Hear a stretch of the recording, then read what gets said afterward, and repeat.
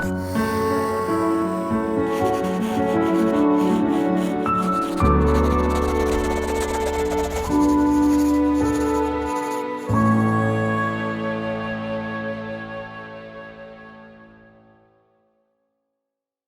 and gentlemen, boys and girls, welcome back to another episode of the Make Mental podcast. I am joined today by Tom Smalley. I'm not going to go through my entire spiel of how much of an amazing guest he is, because you're going to find that out for yourself. Tom, thank you so much for joining us today on the Make Mental Thank you for podcast. having me. I'm super excited for this. Yeah, I was just off camera here. I was just talking to you about how excited I was for this after a couple long trips this past week. I always love to start and end my week with an episode, so I'm very blessed that I get the chance to do that this week. But I want to open the floor up to you right away to kind of tell the audience who you are, where you're from, and a little bit about your childhood and your background before we get into the nitty gritty. Yeah, definitely. So obviously my name's Tom Smalley. I was born and raised in Fairfield, Connecticut. Lived there for 18 years, and I mean, 203 definitely has a very special place in my heart. I love it back home, but I did my undergrad at Siena College. Got my degree in psychology there, and that's what brought me up to this area. I live in Clifton Park now, so in the capital region. But I actually left it for a while, so I did my undergrad at Siena, got my psych degree, and then I went to Merrimack College and got my master's in exercise and sports science. And then bounced around a little bit as a college strength coach. I started at Siena, then I was at Tufts, and then I was at St. Anselm, and then I was at Wagner. And then what brought me back to this area was a job as director of performance and wellness at Impact Athletic Center about 2.5 years ago. I stayed there for 2 years, and then I went out on my own and became also work for Volt Athletics, which is a performance company. But then I started my own small business as well. So, which is all about mental performance and mental performance consulting, strength and conditioning. So we cover both ends of the spectrum, trying to bridge the gap between physical and mental fitness, because it's just a part that is clearly neglected. I was giving a webinar yesterday to a weightlifting team in Nebraska, and what I said was like, hey, like everybody does, everybody's covering the training, the nutrition, the sleep. You hear all about that stuff, but when do we hear about mental performance, right? And like we don't. It's taboo still. It's a little bit stigmatized. That people aren't. It's gotten better, but people still aren't as clear on what it does for you. And athletes are always trying to find that edge, and there it is.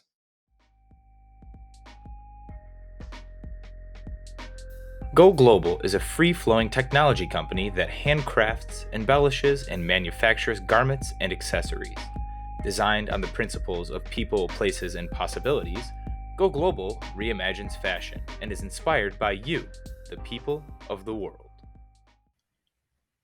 Yeah, I think that's a fantastic point that as athletes, a lot we focus on our eating quite a bit. We focus on our sleep quite a bit. We focus on our weight room performance, our in-game performance, all of which I'd argue are tied to your mental wellness.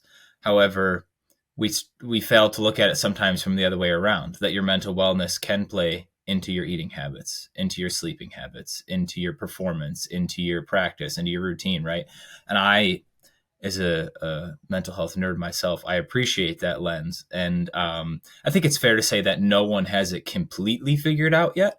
However, some of us are much further along in our mental wellness journey, and we figured out what works for us as well as a lot of other people. Because again, I always like to point out the fact that mental journeys are so individual, but that doesn't mean there's not a bunch of techniques and a bunch of proven therapies or resources that have helped a wide range of people that are worth trying, right? Some people spend hours in the gym gym rats. I'm not throwing any shade, but some people refer to them as gym rats, right? And that works for some people. 2, 3 hours in the gym works for their body, whereas other people like a quick 30-minute session, right? But the going to the gym is that common practice. Same thing with mental health. Sometimes a 30-minute therapy session is all someone needs. Sometimes it's a couple hours, but it's that active therapy that helps. What have you found through your work so far has been probably the most common frustration that people come to you with when they come to you and they're like, Tom, I'm struggling with this with my mental health. What do you suggest I do? Yeah, I mean, I think it's twofold, right? So I'm a national advocate for the International OCD Foundation. So, I've been a lead advocate since I was 19 years old, telling my story of debilitating obsessive compulsive disorder, and what that journey was like. So when people come from when someone comes to me from the OCD community, when I'm telling my story there, I give my personal experience and what worked for me, and then I give them that support that they need, and then I also give them, you know, a place to for resources. And as far as my own work as a mental performance coach, as a strength coach, right? Like when I the things I see most with athletes now is, um, I work with a lot of athletes that deal with a lot of negative self talk, low self esteem and confidence, understanding how to communicate better with their teammates and their coaches, um, and then you know mental imagery. These are all skills. Building resiliency to adversity. Like mental performance isn't a luxury; it's a necessity, right? And I think that's like kind of been my what I've been saying for a while now is like, hey, we if you had a broken leg, you're going to the hospital immediately, right? So like take care of the most, arguably the most important organ in your in your body, your brain, right? And take care of that. Yeah, I appreciate that point too. The broken leg hospital reference. Is there I mean, as an athlete, we like to do everything in our power to control the outcome of said event that we're in, whether it's a game or something where we need to perform. That we take steps before that moment. We take steps in, like I've mentioned before, in the weight room. When we eat, we study the game, we study the opponent, we study ourselves, we practice. Can we look at mental health from a preventative lens rather than a, hey, my leg just broke, I need to go get it fixed now? Right. No, it's a very good point. And I mean that's something that we preach in the OCD community, and that's what we've been trying to get people diagnosed earlier. It's like we don't need to wait until we're at a crisis to start getting help, right?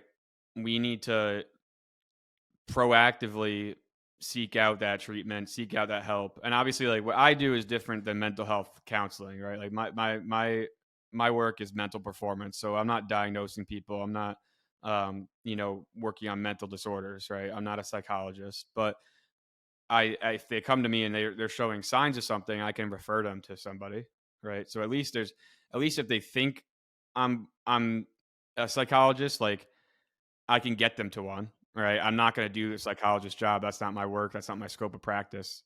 But like I know I have a connection with one, so I can refer people. I have dozens of resources. So um, just getting people in front of the right resources, and I think just the professional knowing their role, right?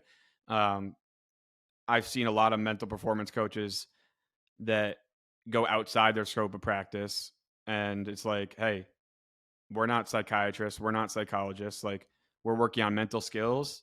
Maybe those mental skills are going to translate into helping them in some areas of their mental health, but we're not addressing their mental health challenges. We're addressing their mental skills and what they're struggling in relatedness to performance anxiety. If they have stuff outside of that that need assistance with, let's refer them out to the qualified professional. Yeah, and how difficult has that been for you, kind of separating that?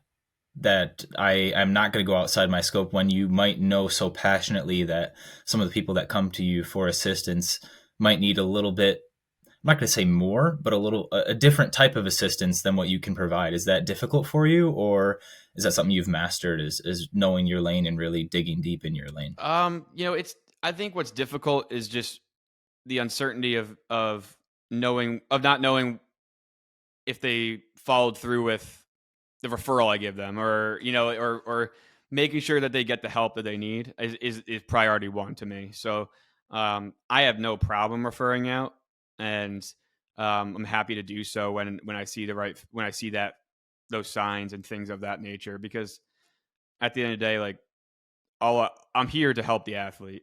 I'm here and it's the same thing as in as a strength coach, right? Like we're not here. When I was in the college setting, like you had all these coaches with egos and all these coaches trying to prove that they were the best coach and that they made these players. But like at the end of the day, like we're just a part of their journey, and we're just trying to help them be the best human being and best athlete that they can be. So if that means me bringing in somebody else to them and referring them to somebody else that can help them, so be it. I think what is tough for me is like um, knowing that I have suffered from OCD for my whole life, and I've been so entrenched in talking about it on podcasts, on panels, in person, like in conferences. You know, I know so much about OCD, but I'm still not a licensed professional psychologist. So like I'm not going to ever treat it, but like it's tough for me to it just holds a very special place in my heart when I see someone that comes to me like, "Hey, I'm struggling with OCD. Like I can't treat you, but like I'm here for peer support because I've been through it and I go through it on a daily basis." So that part can get kind of tough for me because it does tug at your heartstrings, and it makes me a little bit emotional. It is tough when you've gone through something yourself and you can see the pre signs, you can see them, someone experiencing it, but then you can also see someone come out the other end from a referral that you've given. So it's got to be the full range of emotions, I can only imagine. I want to go back to your point of you're a piece of someone else's story, right? You're a cheerleader, you're a mentor, you're an advocate, you're a friend. How important is it for OCD aside for the moment for individuals, and maybe more specifically if you're trying to build mental resilience, this might have nothing to do with it at all. How important is it to know your role in someone else's I life? think it's crucial because knowing your role is going to allow you to um, create better relationships, right, and communicate more clearly, and then also you're going to understand what your role is in relation to other people in their lives. So, like in a sense of like when I used to work with sport coaches at the college level, it was like, hey, if they come into the weight room and I'm telling them my messaging is completely different than your messaging out on the field when they come to practice, they're getting two different types of support, and they're not going to know which one to follow and which one's real. So like, let's have the same messaging and be on the same page. So I think knowing your role allows you to be more on the same page with other people in their support network. Yeah, I think as an assistant coach myself, that was one of the biggest adjustments I had to make. I went from the men's Mm-hmm. program at this institution as a player and a captain to the women's program at this institution as an assistant coach. Excuse me. Um, some of the intangibles came across, right? Some of the soft skills. But the biggest part for me was the shift of how I was supporting my team and the head coach from the men's side to then flip flop that to the program that the women's coach had built for the past 20 years. Some of the things are the same, right? Some of those leadership skills that you need, but the way in which he runs his program, the philosophies that he instills, the requirements that he asks the women to buy into, those were different. And to me, it was a hard shift. It was okay, I can take X, Y, and Z from the men's program and implement it here, but to support the head coach. And that's the trickiest part for me is I went from a captain and really being a player to then joining a coaching staff and having to think from the other side. How can you encourage student athletes? I guess we'll tap into this skill set that you have, one of many hats, your wellness and your training. How can you encourage student athletes to kind of buy into a program when it might not necessarily match 100% what they believe in their morals? Um, I mean, I think it's a type of. I think it comes out in terms of how genuine you are to the athlete. So like program aside, right? Like I always said, like the programs that I wrote for athletes, like I could have the best science on paper and the best program I've ever written, but if I can't relate to an athlete and I can't connect with them, they're not going to buy into anything, right? And that's the same thing as a coach running a play, or having the best playbook in the or the best out of bounds plays, like whatever it is, right? Like if you can't relate to your athletes, that's step one. Like if you can't do that, then they're not going to listen to anything past what your relationship is, right? So I think life is about relationships, right? Like you can have all the knowledge in the world, but if you can't articulate that knowledge enough in a way, and in a way that connects with each individual, because like you said, like each individual is a different journey, right? Like how I coach one person isn't how I coach another person. And it doesn't mean that there's a difference in respect level, right? My respect level stays the same, right? I have the utmost respect for each individual. But how my tone, my demeanor, my presence might be different with somebody else than another person. Yeah, let's flip that for a second. Now let's put ourselves in the athlete's shoes, right? How can we understand that? I'm not going to say all, because I'm not going to throw a blanket assumption, but that most coaches are trying to operate that way. How can we do a little give and take from okay, this is I'll put myself in the shoes. I'm Caleb as the person. I value honesty. I value respect. I value hard work. Those are three of my core values. How can we as players understand that, okay, our coaches are trying to do something here? I might have to give one of my core values in order to fit something else. I'm not saying that coaches are going to, that's everyone's core values, or coaches are going to have those, but can we put ourselves in the athlete's shoes and understand that we can still be ourselves, we can still know who we are and our true identity, but then we also have to understand the coach is trying to do the same For thing. sure. And I think that's something that the higher levels you go, like, right? Like the end of the day, like the coach has a job to do, right? So like, you can complain about not playing, but like his job is based on production, right? So it's not based on anything else. It's, are you winning games? Is your program successful? And the higher levels you go, the more risk, if they don't do well, that they're not getting paid, right? Like that's just like they have a family to feed, like, so you got to kind of separate,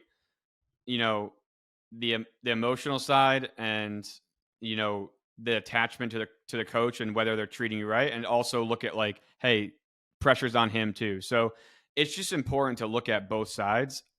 Now, that doesn't mean a coach, just because their livelihood is on the line, should mistreat a player, right? Or shouldn't put in the effort to connect with a player individually, differently than they connect with somebody else, right? And treat and coach them a little bit differently. Like, so that's what you sign up for as a coach, right? In my eyes, when you decide to be a coach of a team, you understand that you're gathering and bringing in individual people that have different personalities and trying to bring the best out of those individuals. And the way you do that is connecting with them. And so if that coach doesn't want to put in the effort to connect with them, then you're gonna lose games, right? Because then those players aren't. It's all connected in a way, right? Because the more you connect with your athletes, the better your team's going to be. It's only going to benefit you. So I think from an athlete perspective, I think recruiting is tough too, because right, you go into recruiting visits and the coach is obviously going to act like the best version of himself because he's trying to get you to the school. Like that's just a no brainer. So you know, FYI to any athletes being recruited, they're not going to be a jerk on your recruiting visit. They're going to treat you like royalty because they're trying to recruit you. And then when you get to school and you're surprised that they're not the same exact way and they're not rolling out a red carpet, okay, well, this is a tough pill to swallow because this is real life, right? Like, yeah, this is a little different. Now you're on the team and it's ready. You got to be ready to work and you got to know what to expect a little bit. And I think that sometimes is mixed up with the coach being mean or, you know, not supportive. And it's like, no, like the coach is just ready to roll and like he was doing his job. Yeah, and then again, I'm a big reverse the roles kind of guy, it seems like tonight. You're not going to send the head coach your fail tape. You're going to send him your highlight reel, right? A coach knows that. The coach, at least a good coach, knows that, right? Like you're going to send them four. I mean, as a coach myself, I probably don't watch more than the first 2 minutes. So any recruits listening, put all your best plays in the first 2 minutes. Make me watch the rest. Okay. So you're going to put all your best plays in those first 2 to 4 minutes, right? As a coach, I understand. I know that is your top. If I love your top, I'm willing to put up with a bad day, a bad practice, a bad this. If I don't like your top performance, doesn't mean you're a bad person, doesn't mean you stink at the sport, it doesn't mean you're unworthy. It just means that that might not align with what the coach needs, with what the program needs, or what with the anything. There's a whole factors. It doesn't invalidate you as a human Right. being We or a tie a lot player of at all. identity to it. Exactly. And that's a whole other podcast Yeah. in itself, I think, is athletic Yes, identity. 100%. Also a former struggle of Maybe athletic we can have identity, you which is on. probably why We I've can have you coached on and mine, and still you can we play. can talk about athletic identity. Dude, that's a massive part of my story, to be Yeah. honest. But I wanna kind of zoom out one more, like zoom out a little bit, right? We see how intricate and how detailed and how complex that the athlete coach relationship is, that the athlete value relationship is, that the coach respect relationship is. Let's actually, I kind of want to zoom in. This is a reverse now that I think about it. Let's go to one individual in particular. And if you're okay with it, let's use yourself, right? As complex as it is in a community or a team, this all happens right up here in your mind for the individual, right? We have, like I've mentioned, our own set of values. We have these conversations with ourselves. We have these, okay, I'm living in my highlight reel on social media. I'm not going to show out my negativity, but as soon as I turn off the phone, I have XYZ wrong with me, or I have XYZ right with me, right? Let's talk about the mental battle that you faced from early on, if you're okay with that. Can you share a little bit about your story, and then so we can see kind of why it fills your cup to help others Yeah, discover theirs. definitely. I mean, my story is, it's just a story of just grit and being at rock bottom, right? Like, I mean, I was diagnosed. I was an anxious kid growing up, but like I played sports. I loved I have a very loving family. I have my brother. He's my best friend. My older brother, a couple years older than me, and then my parents are together. Like I'm super fortunate that way. Like I recognize that. Like I'm super blessed to have a great family around me. Um, but even they struggled with what I went through, and it put so much pressure on them, and they sacrificed a ton, and it definitely strained some relationships, and I think in the end it's brought us closer. But I was diagnosed with OCD when I was 16 years old. I started having really really violent and sexual intrusive thoughts when I was probably in seventh or eighth grade, and I thought I was literally like you know an awful human being. And I thought I was the only one that ever was dealing with this. And I thought I was the only, I couldn't ever say them. There's a lot of shame. And I mean, when you think about it, like OCD has always been extremely stigmatized, right? You hear, I'm so OCD. I like things in a straight line. I wash my hands a lot. And like, that's not what OCD is, right? It's so much more than that. There's so many different subtypes. Uh, the thoughts are just debilitating. And so, but when you think about it, I mean, I'm 26 now.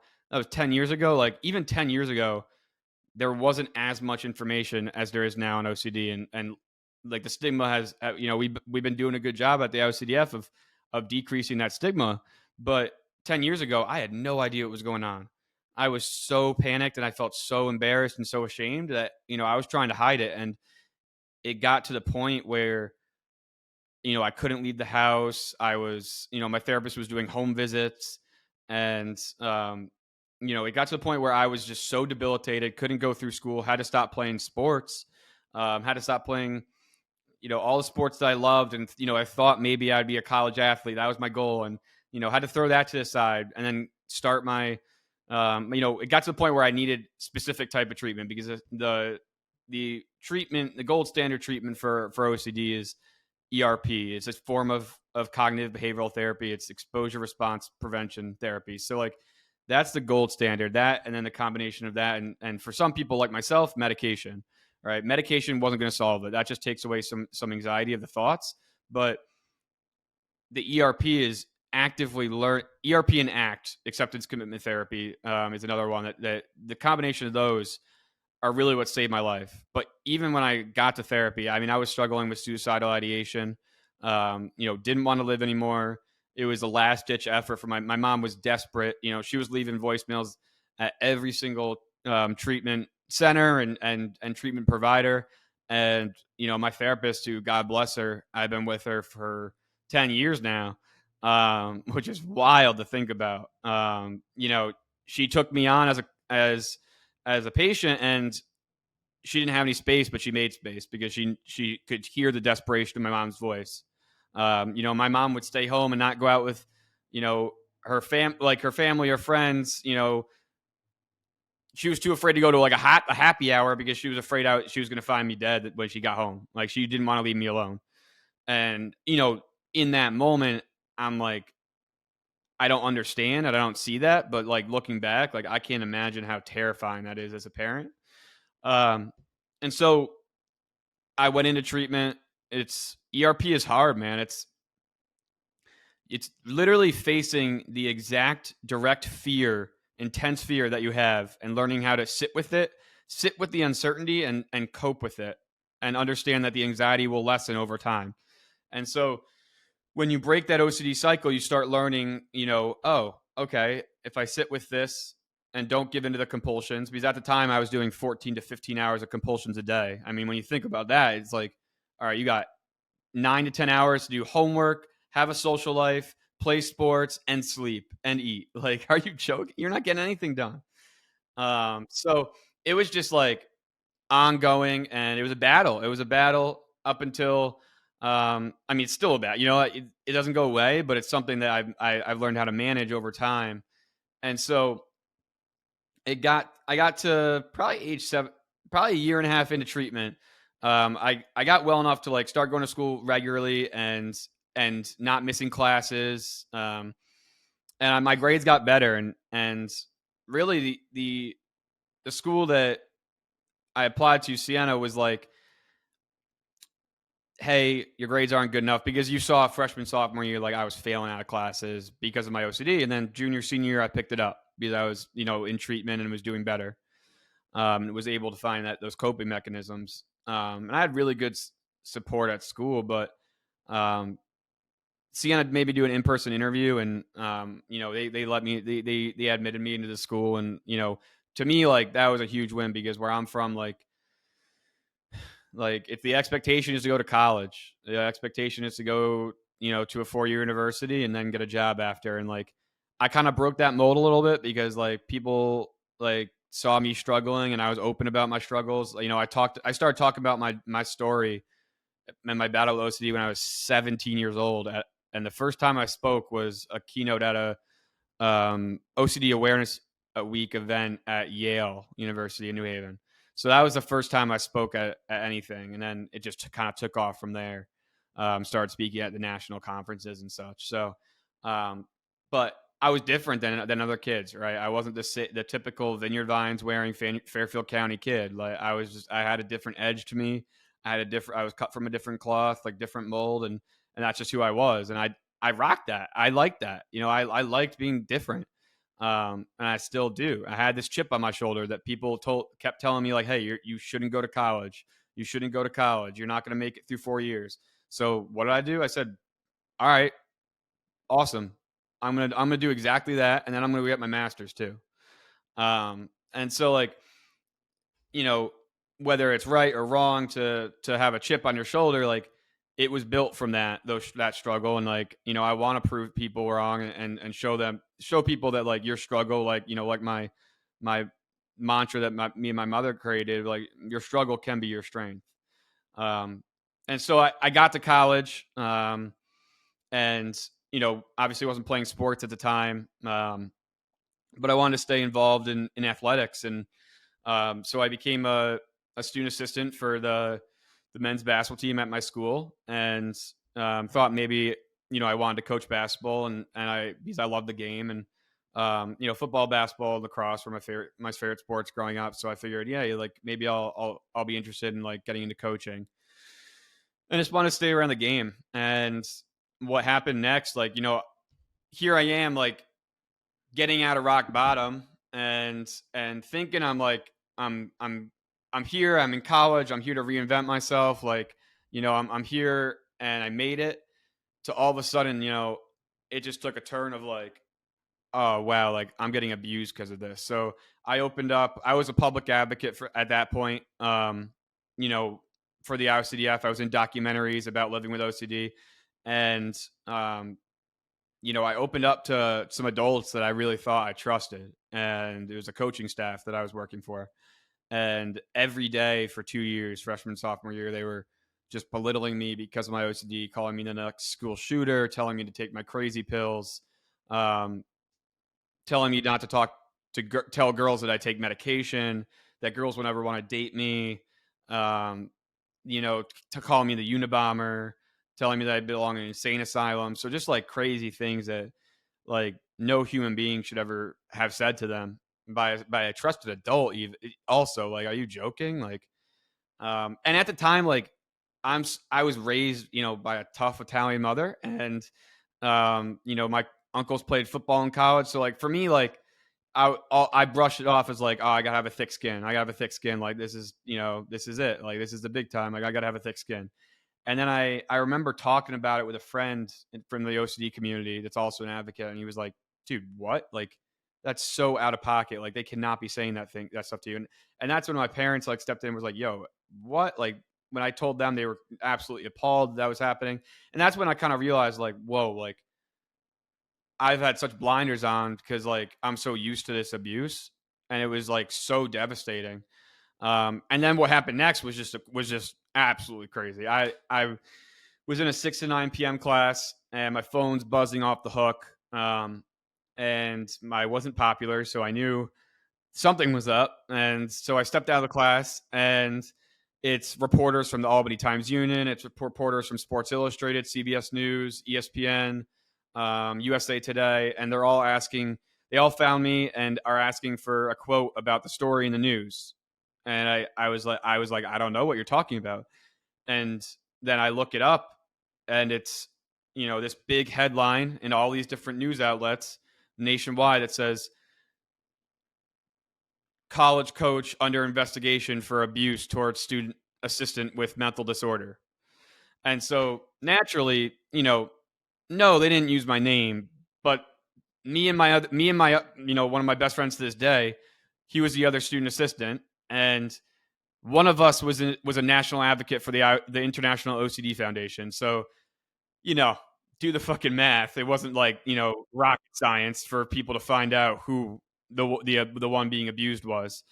And I wasn't the only person being abused. There was players that were being abused, getting scholarships threatened to take away. He was using, homosexual slurs towards certain players. So there was a lot of abuse going on, but that was the story that broke. And so all of a sudden I'm in this national spotlight that I was not prepared for at age 21, right? Like this is not what I expected. I don't think any age. I don't think Right. that you're not prepared for that Right. whenever. So, at that point you have this cross in the road, right? You can either take the route of the angry, what he called you, right? That angry, mentally ill person, and embrace like that stereotype that he just created, right? That like, I'm insane, and I'm going to get frustrated. I'm going to, go back and get revenge at the coach, or I have this opportunity to show that no, I'm me, and I'm a capable human being that struggles internally with something that I can't control, that I didn't ask for, right? I didn't ask for this, but I've time and time again shown that I'm capable, and I understand how to cope with it.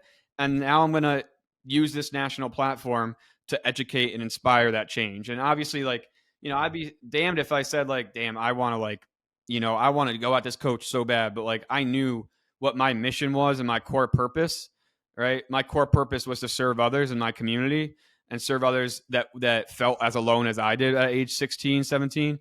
And so I took that path of like, hey, like let's use this and let's do an interview for the IOCDF. Let's do, some press releases about like, hey, this is what OCD is. Let's make another documentary. And so that's what we did. And so from there, it just really, really, my advocacy work just expanded like tenfold. And so, I tell a story because like, one, I've seen so much in college athletics and there's so much to change. And that's why, I talk about it till I'm blue in the face. But like, also like this story just is never ending, right? Like it's something that, yeah, I got past the high school stuff, but then and the initial things, but then adversity hits again, and that's what life is. Like adversity is gonna keep knocking. Like who are you when your back's against the wall? And so that's what I hope to teach athletes and teach people in the community is like, hey, like you can you can be whoever you want to be and you can get through whatever you need to get through. Like there is always a way. It's just about how hard are you willing to go to get past it, and what are you willing to do to get past it. And so um you know it's crazy because if I hadn't gone through that, I wouldn't have the career I have today. So I'm such a firm believer. My faith is super important to me, and I'm such a firm believer that like God puts us in certain situations because it's going to lead us to something better for us. Like, and for me, like when I went through that, I started hanging out with the head strength coach, one of my biggest mentors to this day, the head strength coach at the school, and started mentoring under him and realized I wanted to be a performance coach and that I didn't want to coach basketball. And so like that's why I went and got my master's in exercise science. That's why I went and have had the career I've had and started this business, right? Like it all led up to that point. And like each step was a monumental thing into turning into this career. And so like I would go through all of it again just for that reason, because like now I'm able to impact people in such a way that it's like, man, if I didn't go through this, I wouldn't be meeting and building these relationships that I have. Wow. Yeah. I mean, incredible strength from, I mean, I'm sure well before 16, but from 16 onward that you've shown and that you continue to show. So I'm sorry that you had to go through some of that. Obviously, you spoke on how it all led you to this current moment in time, and that's beautiful for you. But so you shouldn't have to experience a lot of For that, sure. a I lot mean, of like nobody should, the and adversity there in the it's middle. I it's like mean, yeah, to find the career you're destined for, you shouldn't have to go through that trauma. But it is yeah, definitely everything does happen. It's so cliche, right? But like it's so true. Everything does happen for a reason. Even the people I met along the way during that journey, like some of the players are some of my best friends to this day. So like some of the coaches that I met are outside of that coaching staff are some of the best people I know. Right, like it's just like so funny what the world gives you and brings you to. It's just such an interesting journey to reflect on. yeah. One thing I noticed about a lot of your story is you learned how to control the controllables. Can you touch on that a little bit? I know, at least for OCD, that's a massive thing is control. But how did you let go of some fears that are not in your control, and then how did you really focus on, okay, I this is something that I'm doing that I can change. That I mean, for religious purposes, free will, right?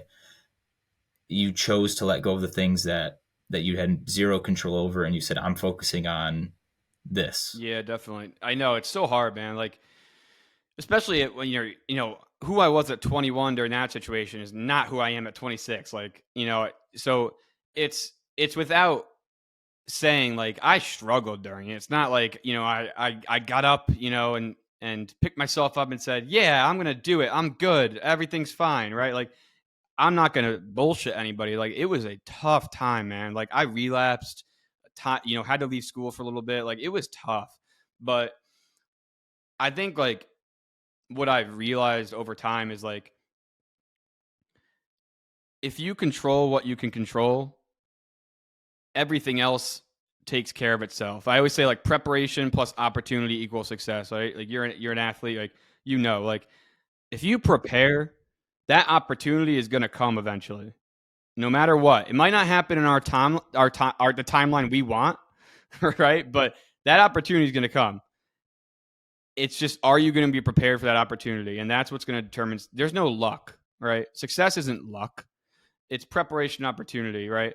You know, so I think for me, it was like, hey, right now I'm down, right? I'm down bad. Like, there's a lot going on, but what can I do to put myself in a better situation? Um, at least for myself, right? Like, I can't control what other people are saying about me, what's going to happen next year. Like, I don't know. I can't predict anything, but like, what can I do in this moment right now that's going to help me be at my best to make better decisions, to be a better um, leader or friend or brother or whatever it may be, right? Coach, whatever it may be.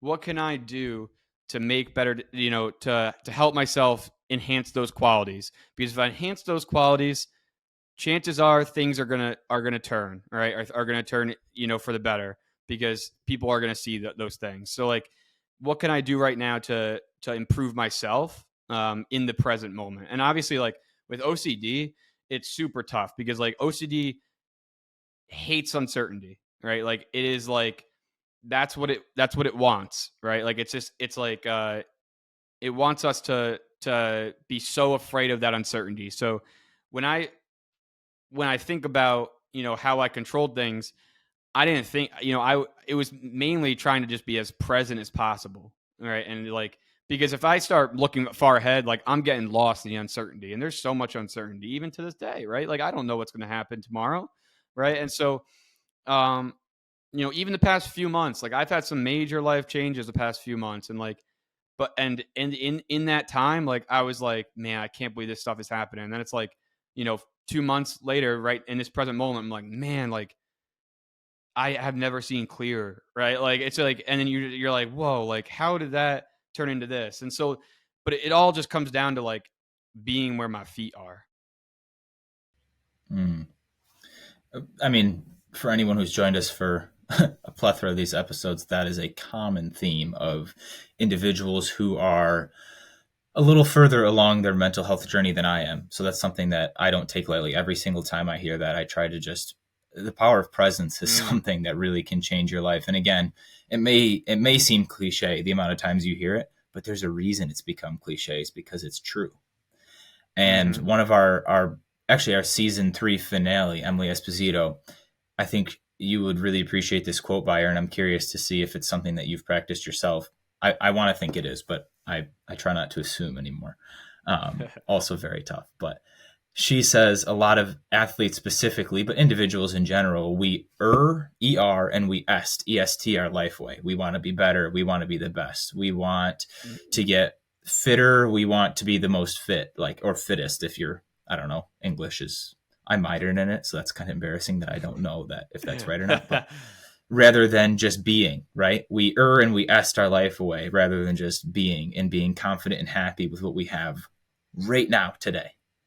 Yeah, Is definitely. that was that a common practice for you? I think it's still a common practice for me. I mean, like it's not easy still, like because it's so easy to jump ahead to things and so easy to look and to try to plan for the future.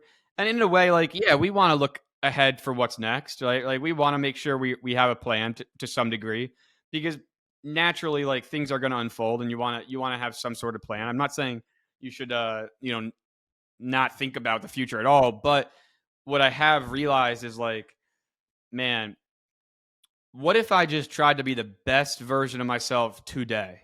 And and that's what I did at work too. Like when I think about, you know, what made me climb the ranks as a college strength coach, like I was like, hey, what can I do to be the best version of myself as a coach today? What can I do to make the big time where I'm at? Right? Like don't worry about that next step. Like what can I do right now to impact the lives? Because that's really what it's about to me. Like I always say like my whole life mission is to impact as many lives in a positive way as I can until the day I'm gone. If I did that, then I lived a successful life, in my opinion. And so, like, what can I do today to impact those lives and transform those lives and show up authentically me.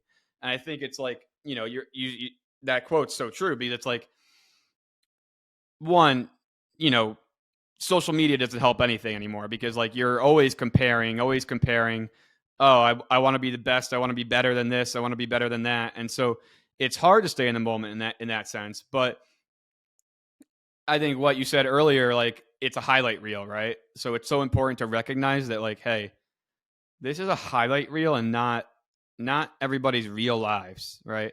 And I think that's what I've tried to do, like on my social media, is highlight my struggles and let people understand, like, hey, like, no, like, here's a real look into like my day to day. Like this is real. Like this is not just a highlight reel. And so we need to stop. The more you're wishing to be something else, the less you're going to be in person right now. And so, I think that's what I've realized over time is like, hey, like whatever I am tomorrow, it doesn't matter. Like today I want to be this and I want to be the best at this. What can I do to win today? Um, and one of my things is like, hey, that I tell my athletes is like, hey, like 1% better today, right? Like it's like you don't need to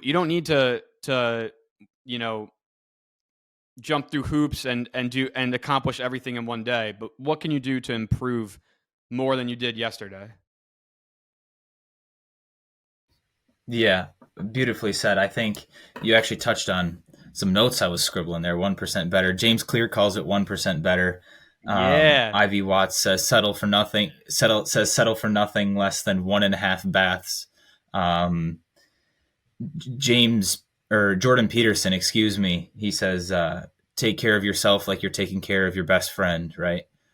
It all comes back to the same principle. I like to say, win each game to set yourself up for the championship, right? You can't make the championship with 12 losses, but you can learn from those 12 losses to make the championship game next year, right? yeah, And my soccer coach said, you don't lose, you learn. You win or you learn. It's all the same principle. It's all that principle. And I guess I forgot the one that I started off on, and S, just be, right? With Emily Esposito. mm, All these principles from all these different people of completely different walks of life refer to the same concept of just small self improvement. You don't have to eat. No one just, well, there might be a world record on it. I might eat my words, but no one just takes an entire apple and just shoves it in their mouth, right? We like to cut it I'm in gonna do little it tomorrow, pieces. We Caleb. like to I'm put gonna send you a Nutella video. on it. Ah, no. Yeah, it's going to be on Instagram, right? We're going to see that on Instagram for you. But no, my point being is like, right, we like to cut things into small pieces, whether we realize it or not, because it's less overwhelming, number one, because it's more realistic, number two, and number three, it's actually effective, right? If down to, no pun intended, down to the core, right? We're talking about apples and core. Hmm. That was kind of ironic there. That was But really good. and then along the way, thank you. Along the way, there's no shame in putting that scoop of Nutella on it. I like to try and make things relatable. Maybe hungry right now. I don't know why I'm talking about food, but it's okay to cut your apple into as many pieces as you need and add that Nutella. I'll call it therapy, right? If I'm struggling with my anxiety, I'm not just gonna try and cold cut something that's been masking my anxiety. I tried that. Some people it works, right? I'm not saying it's not an effective method, but I'd argue it's. I'm not gonna even argue it's, for me. I'll keep it personal. For me, it was not effective. I talk about it openly. Caffeine was a very strong addiction of mine, and I would have 4 cups of coffee, 3, 4 sodas, and an energy drink a day to mask my anxiety. It just kept me in my lane, right? I never had that letdown until it was time to go to bed, and then I could sleep it off and get right back up and drink my sodas or my coffees. I tried to cut that cold just straight, right? And I started becoming more anxious. I started having panic attacks. I started not being able to breathe, almost passing out, right? Because my body adapted itself amazingly, right? Our bodies are amazing like that, that it's going to take a while for my body to adapt the other way. And did I want to get up every day and feel like I wanted to faint, feel like I couldn't breathe, be super anxious? No, right? So back to my apples and Nutella, I would break it down to smaller pieces. I would go to therapy session. I would indulge in a soda or two. And again, different addictions require different treatment methods, but this was just my experience. Luckily, I was caffeine. I could have cut from 4 coffees to 3 to 2 to 1, and now I enjoy one. I stopped putting less sugar in my coffee. There are those little things that you can do. Again, keyword being little. You don't have to jump off the deep end. Mm-hmm. What are some little things that you could encourage us with, maybe just self-improvement related, right? Take away my struggles, take away your struggles for a minute. What is something that every single person listening to this episode could do to improve their mental health? Reflection, man. Reflection. Um, the first thing I do when I wake up, and it sounds like, you hear those like people that are like, "Oh, take an ice bath when you wake up and be hard," right? Like I'm not trying to be like that at all. Like the first thing I do is write down three things that I'm grateful for. Without gratitude, I'm not. I have nothing, right? And I think just being grateful for being, right? Like just being. And so I think writing down what I'm grateful for, writing down any thoughts I have, and sometimes it's what I want to accomplish for the day, whatever it may be, right? Um, just reflecting. I think reflection. If maybe you do it at the end of the day, right before you go to bed, it doesn't really matter when it is. But I think taking like even 5 minutes of your day just to reflect, how can I be better? How can I be a better brother, husband, boyfriend? You know, for me, like that's like so important.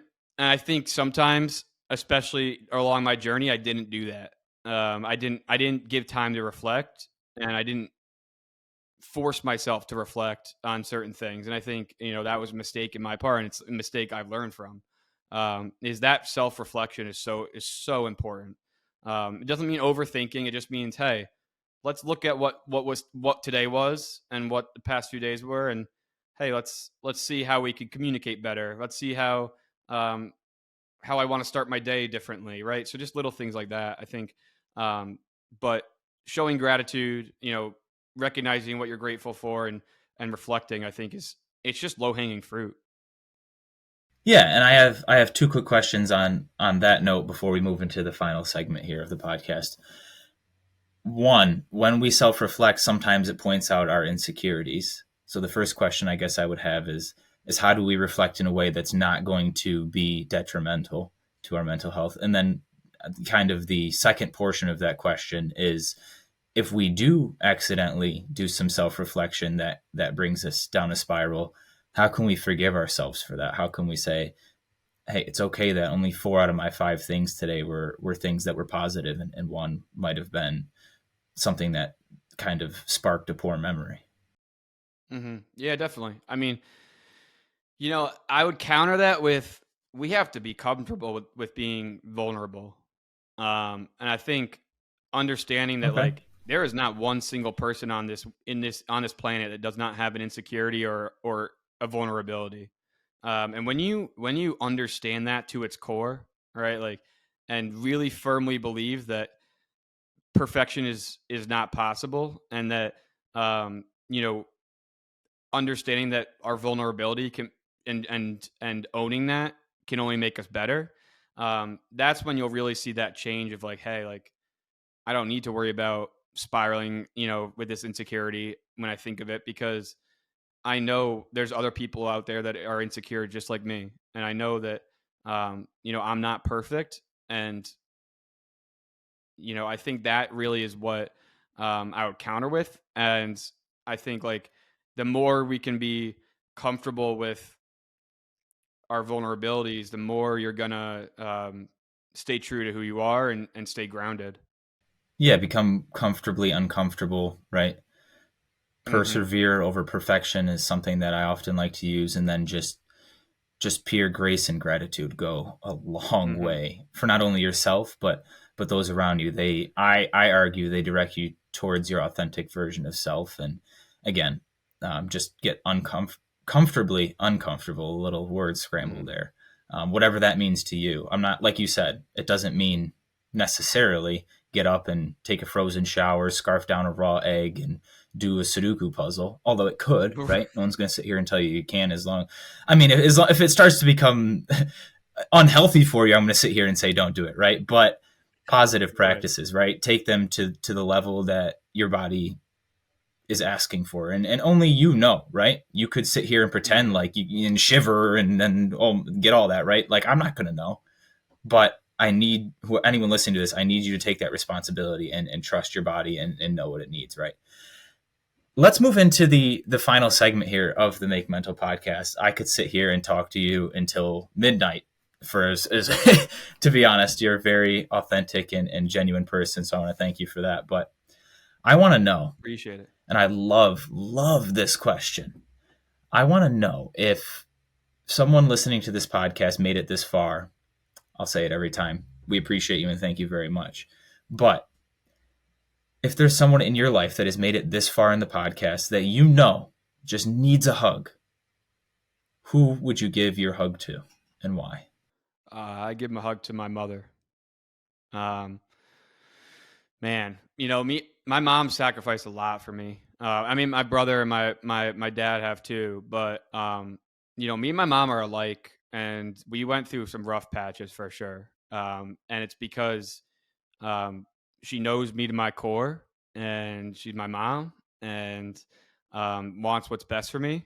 And I think she did so much for me growing up when I was struggling, and um, now not having to take care of me is tougher because it's like a loss of that. And I just want her to know that like, just because she's not doing what she doesn't have to do what she used to do, like her advice and her words are still super important to me, and her perspective and opinions on things are super important to me.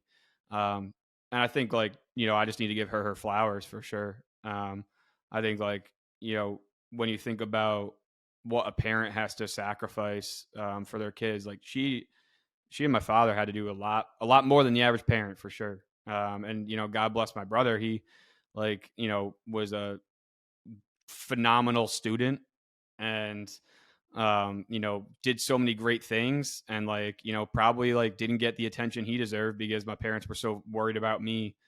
So I think, like, I'd probably give a big hug to my family in general too. So I think that's definitely, Little group maybe like a hug. group. Yeah, a little group hug would probably, but definitely my mother is the first person that popped in my mind. Yeah, beautiful, beautiful. I love that. Thank you. And Mom, I know you've gotten this far, so there's your hug Yeah, from I know Tom. We she appreciate will you. 100% listen to the whole thing without a doubt. That's what moms do, right? Whether they like what we're doing or not, they're there to be waiting in the shadows for when we say, "Hey, Mom, I need advice," and boom, here it comes, right? And I appreciate that hug, and I can relate on so many levels of what you just said. But we really appreciate you here at the Make Mental Family, Tom, for sharing this past hour with us, for giving us your authentic self, for being where your feet are, for helping us learn that we too can persevere, and that it's not going to be perfect, that it's not meant to be perfect, but it can lead to where you're meant to be, not always where you think you're supposed to be. So we appreciate you, Tom, again for this last hour. We're sending a hug to you for being so strong and so brave, and we can't wait to Thank see you. where your platform, struggle into strength, takes you. Yeah, I'm super excited, man. Thank you so much for having me. This is great, and we're going to have to return the favor, have you on Smalls Talk soon. Yeah. Can you? I forgot. Can you please tell us where we can find Struggle into Strength in you on Instagram if some people feel compelled to reach out? Yeah, definitely. My username or handle is at Iron T Smalls. And then my website is struggleintostrength.com. And my podcast is Smalls Talk. It's available on Spotify and Apple Podcasts. So we talk about mental performance. We talk about holistic health and wellness, and just, you know, just just breaking down that stigma of mental health and athletics in general. Yeah, yeah, and I know I'll give it more credit than we did here in the last 20 seconds here. I'll drop everything that Tom just said in the description. So once you're done listening to this podcast, please go check that out. And I always say it's free to follow, right? It costs you zero Mm-hmm. just to hit the follow button for Tom. And even if you're not going through some of the struggles that we share, someone in your life is, I guarantee it. So just hit that follow button for them, because you never know who at the end of the day, you never know what role you play in someone's life, right? So you never know at the end of the day who might see you following Tom and what he's doing over for OCD, and then come to you and ask you for some of your strength. So one last time, Tom, thank you so much. You're a beautiful individual, and we can't wait to see where life takes you. Thank you.